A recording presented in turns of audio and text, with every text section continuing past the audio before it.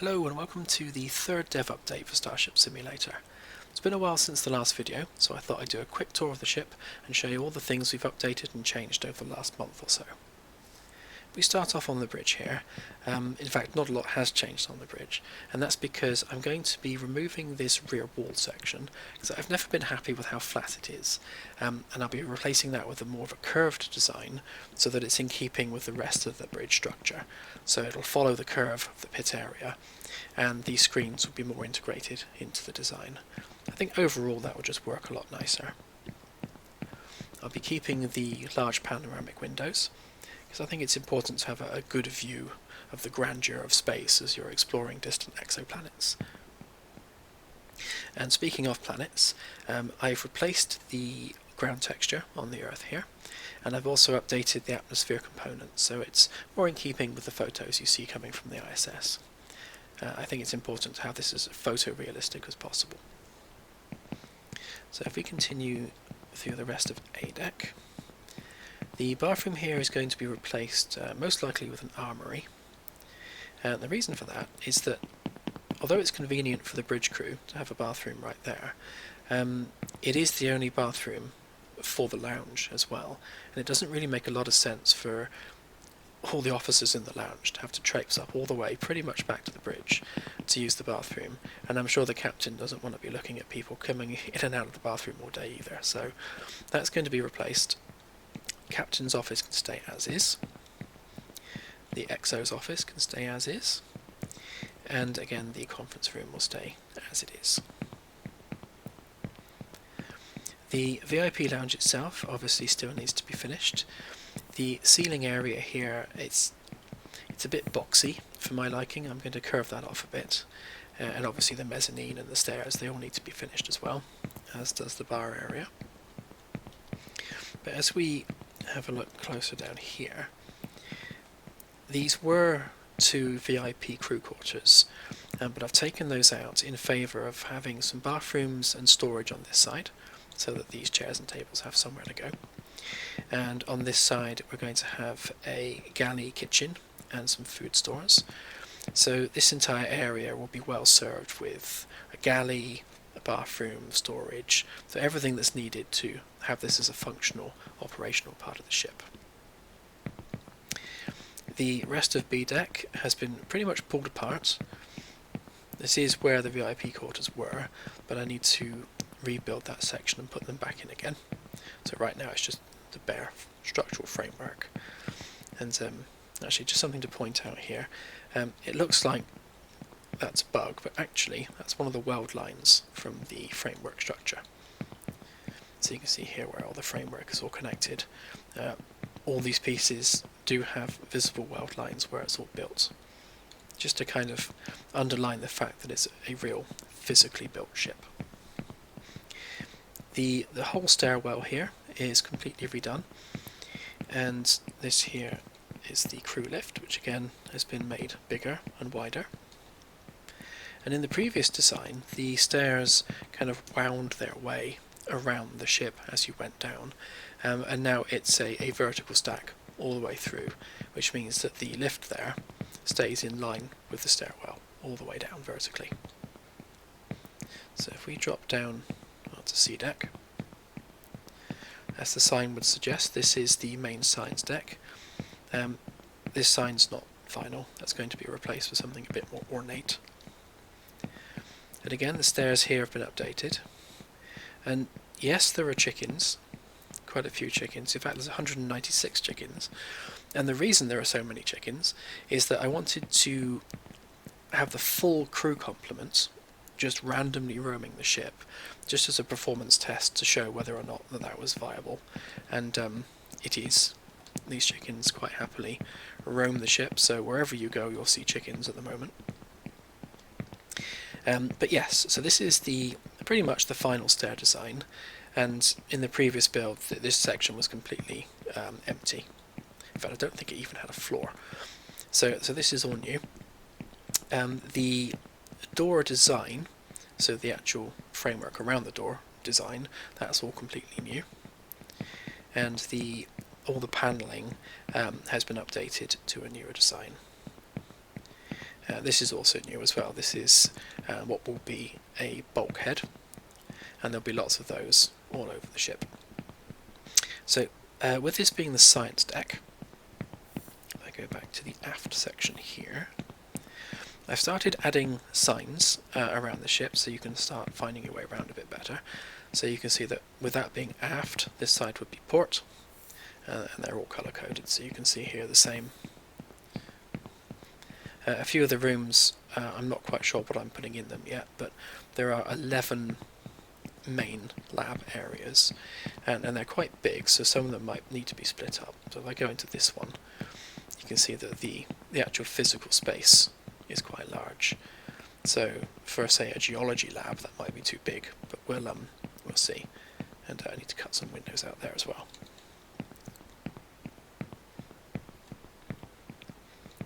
So that's pretty much C deck, and if I run around the outer ring here, you can see that it's just all science laboratories. They're all the same size, but again, some of these might be subdivided depending on need. And when it comes to actually building the internal rooms within these structures, we could have sub-rooms and maybe separate offices or labs within this footprint.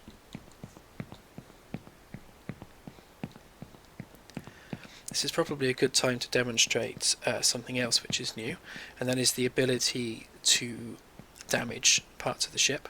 So if I shoot a wall panel, or two, you can see that they break and smash, and if I just shoot them once, you can see that they're not entirely broken, but not entirely healthy either. And this will play into the overall damage system, where everything on the ship will have health, and as you fly around space and explore the galaxy, everything will slowly take wear and tear damage over time, and as an engineer on the ship, it'll be your job to keep this up to date and keep it repaired. But yeah, it's quite therapeutic just running around shooting everything up. And that damage will persist now. So if I turn the torch on, this will stay here like this until it's repaired. I've done a lot of work on optimization and keeping this system as optimized as possible. In fact, if I turn on some stats there, you can see that I'm getting, turn the light on, I'm getting 200 frames a second. I've got a 2080 Ti, i7, 32 gig of RAM, so it's a fairly high-end system, but still pretty good, 200 frames a second, considering that the entire ship is currently here, loaded at once. There's no loading screens, no streaming levels, it's all here permanently. And yeah, and because of lots of optimizations, this all runs nice and smooth. Our target system is a 1050 Ti with an i5 processor, and on that target system we're seeing around about 50 to 60 frames a second for the most part, so we're trying to keep that optimized for that particular system, which means it should work on most computers quite well. So where are we? So we're on C deck, yeah. So if we go down to the next deck, so again, C deck is entirely science, so all of the science activity will happen here, and all of the science-based role activities will happen somewhere on C deck. So if you choose the scientist role, you'll be bouncing between the various different labs. So come down to D deck. So again, this is crew habitation upper. So this is part of the main habitation of the ship, and if we look at the label here, it's saying DP101 to DP102. That's D deck port, ring 1, so this is the first ring of many, cabins 1 to 2. So there's DP101 and DP102. So on this side, this is the forward section, so it's DF101 and 102. So that would be the naming convention for all the rooms on the ship, to help find them. So the ship itself is split into forward, aft, port and starboard. So those are the 4 quadrants, and then within those 4 quadrants you've got the rings. So ring 1, and then ring 2 here, and so on. So you see that one I haven't labelled. In fact, none of these have been labelled. I need to label them manually, so I haven't got around to that yet.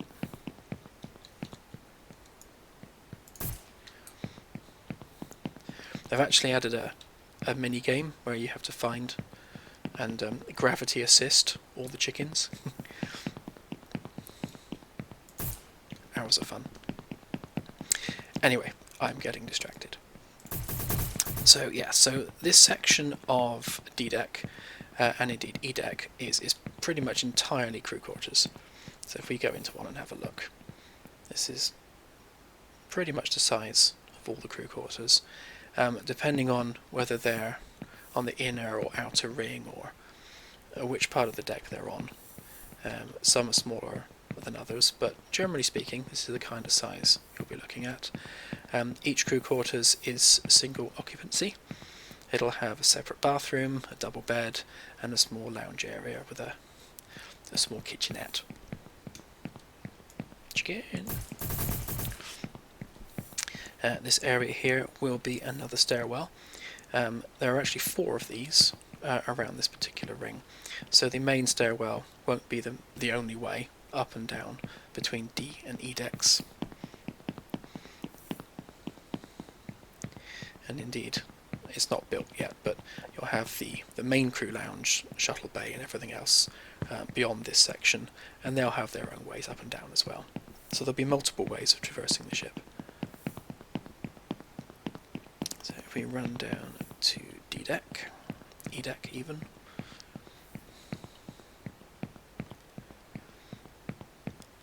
so this deck's the same, essentially, at least in the central section here. Most of the outer rooms will be dual deck. Oh, I've just been picked up by a chicken. They do like to pick you up and carry you around. Anyway.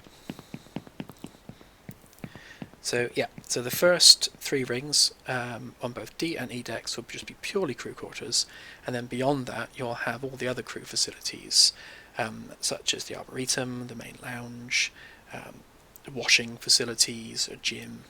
So D and E decks are essentially a self-contained habitation area that should provide everything the crew needs to survive a long journey in space. So we go down to F deck. So systems and engineering. This isn't the lowermost deck, but it is the lowermost deck you can get to via the stairs. There will actually be a security desk here, and they'll be basically challenging anyone coming down to this deck, either from the lift here or from the stairs. So this will be access controlled. Over here, that's the main reactor room through there. So this is only chickens in a reactor. This is only a placeholder for now, but this will be the main fusion reactor and all the systems that are connected to it. And all of that will be controlled from this room in here, opposite. So this will be the main engineering control room, and along the wall here you'll have various screens and readouts showing the status of all the systems. And all of that will be updated in real time, so you'll be able to see the state of the reactor, its power output, and all that kind of thing. The chief engineer's office will be here, and it's quite a large area, so I'll probably double it up as a bit of a meeting room as well. So along with his desk there'll be a sofa and maybe a small conference table there. I haven't added it yet, but there will be a door here to a small break room and toilet area as part of that section. Okay, so most of the rooms on F deck will be 2-story, other than all the ones around the outside here. So all of these ones are going to be the main battery rooms. So all the way along that rear section are going to be arrays of solid-state batteries, and we'll go and look at that from the other side in a minute via the maintenance tunnels. And you can see here that it's just literally main batteries all the way around the outside of F-deck. If we run down to one of these rooms here, and try not to fall into it, this is one of the two-story rooms. So this one, I believe, is going to be the main fuel harvesting room. So there'll be fuel tanks, and beyond that framework at the bottom there will be gas harvesting hardware. So there'll be sort of a gas scoop underneath the ship in the front section, and the idea is that the ship will skim the cloud layer of a gas giant to harvest any gases that it needs. So things like helium-3, for example, is going to be one of the main ones for the fusion reactor. So all of these rooms are going to be two-story. Right, if we go down to G-deck, torch again, because this is all under construction. So yeah, the main reactor is going to be 4 stories tall, and this room is going to be full of various gantries and access ways. All of the wiring and cabling and systems on the ship will traverse through this reactor room and go back through the wall to supply all the decks themselves. So for example, you can see here, running through the floor, we've got some power cables. They will connect to the reactor. I'm not sure whether I haven't brought it through yet, but they'll come down through a power manifold, or a bus bar manifold, and that power will be taken out to each quadrant of the ship. So if you remember, there's port, starboard, forward and aft. They're all completely isolated quadrants that are independently powered. So if we hop into the maintenance tunnel here, so you can see the aircon units running through there, or the HVAC rather, and the power cables. There's going to be a lot more traversing through these tunnels yet. These stairs are temporary.